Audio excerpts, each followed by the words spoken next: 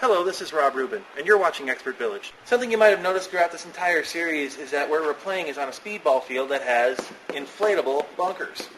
A lot of people are used to playing in the woods, or they're used to playing on barricade-type fields that have, pallets or wood bunkers or nice solid pieces of stuff to hide behind.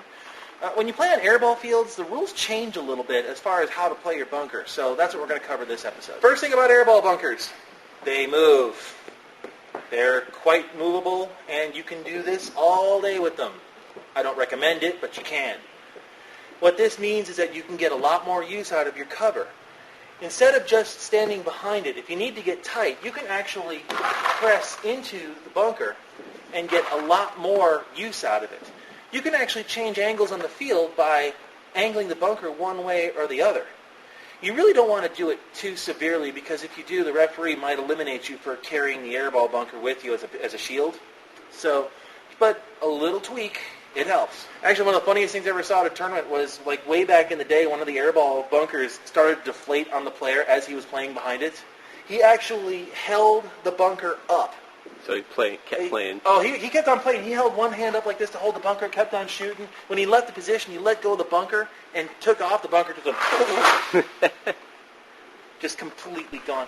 One of the things you'll notice about some players when they play airball fields, they take longer barrels on the field with them. And you might be thinking, why would you do that? I mean, it's too long for airball. Well, not necessarily. Some airball bunkers are not as inflated as this one, and you can actually press the barrel into the bunker and basically wrap the bunker around the barrel.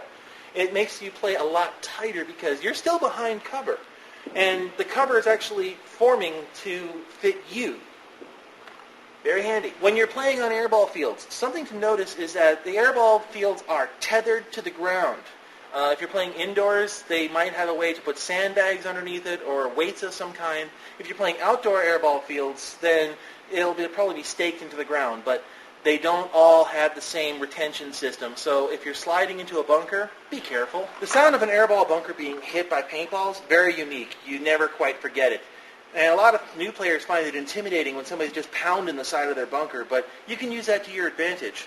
You can put your hand on an airball bunker, and you can actually feel which side the balls are hitting, if it's hitting on the right or on the left, or dead in the center. Use that to your advantage. If you can feel all the paintballs being pounded on the right-hand side, switch hands, come out the left-hand side.